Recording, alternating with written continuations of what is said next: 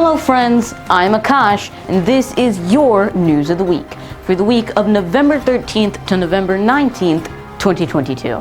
Let's take a look at our headlines. First up, Republicans take control of the House of Representatives in the 2022 U.S. midterm elections. Next up, an update in the Russia-Ukraine war. Missiles accidentally land in Poland. Next up, NASA launches its Artemis 1 uncrewed mission to the moon. Next, we have the FIFA World Cup 2022 and the exciting first match tomorrow between Ecuador and Qatar.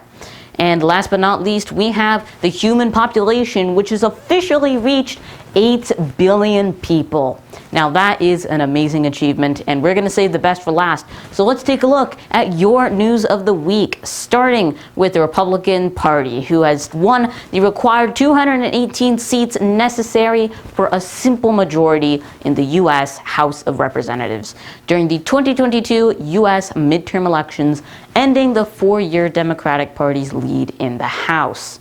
Now, we all know that last week the Democrats maintained control of the U.S. Senate against Republicans, but prior to these 2022 midterm elections, Democrats were in control of both chambers of Congress, the House of Representatives and also the Senate. But despite most observers and pundits predicting large Republican Party gains in what was considered a red wave, Democrats actually lost fewer seats than average for the president's party in midterms, though Republicans still narrowly won the House of Representatives.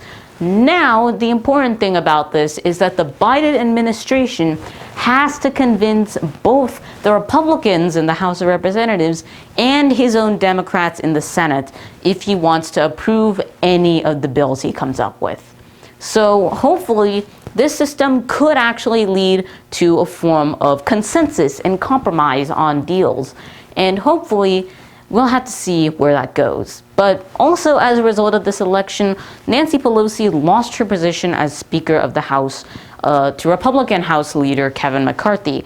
And as well as this, Nancy Pelosi announced her retirement from the leadership of the House Democratic Caucus, with her successor favored to be New York Representative and Caucus Chairman Hakeem Jeffries.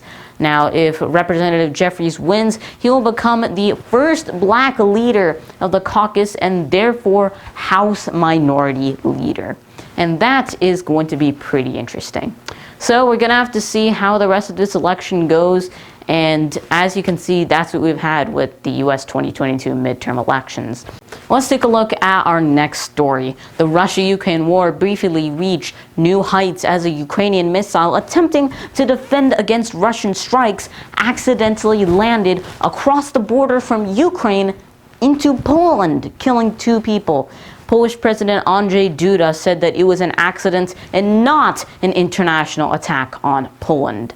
The rocket used was most likely Russian-built, but Ukrainian-controlled because Russia and Ukraine owned the same weapon models from before the war.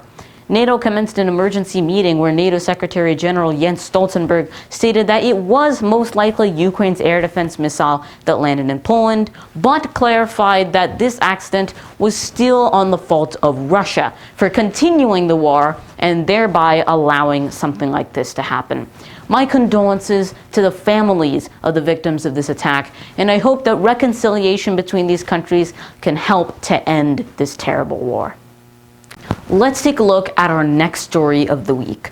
On November 16th, 2022, NASA launched its Artemis 1 uncrewed test flight mission to the moon, part of the Artemis program to send humans to the moon for the first time since the Apollo missions that ended in 1972.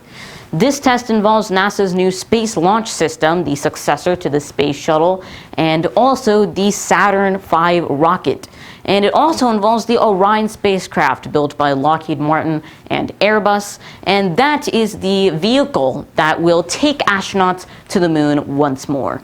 Artemis 1 is the first integrated test of both of these 2 parts together.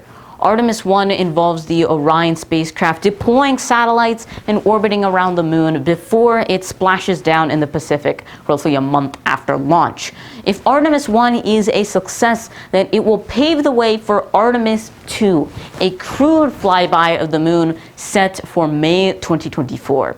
And Artemis 3, the first crewed landing on the moon since 1972, will take place sometime in 2025. As a person who is heavily interested in astronomy and space travel, this is a mission I have been eagerly waiting for a very long time, and I'm so happy that it's finally happening. I truly can't wait for humankind to walk on the moon again, and I am very excited for what humankind can do in the future. Let's take a look at our next story of the week. The FIFA World Cup 2022 will take place in Qatar, and it will be beginning tomorrow, November 20th. The first FIFA World Cup to take place in the Arab world and the first to take place in the winter in order to avoid the heavy summer heat of Qatar. The opening match of the World Cup will be between Ecuador and Qatar on November 20th, and the final will be on Qatar's National Day, which is December 18th. Concerns about Qatar's selection as host and its treatment of workers building for the area, among other issues, have plagued the general consensus about the World Cup, Qatar, and even FIFA itself. So we're going to have to see over the course of this World Cup how these issues will play out and what the end result will be for all parties involved. And now it's time for our last story of the week. The United Nations announced that on November 15th, 2022, the world officially reached a population of 8 billion people. That's right, there are now officially 8 billion people on Earth. I mean, it's a monumental achievement because it took over 200,000 years to reach a population of 1 billion, but it only took 219 more years to reach 8 billion. The last time we reached a milestone like this was just in 2011, and that's when the world population reached 7 billion people. I mean, the amount of people that are on this earth just keeps growing and keeps growing.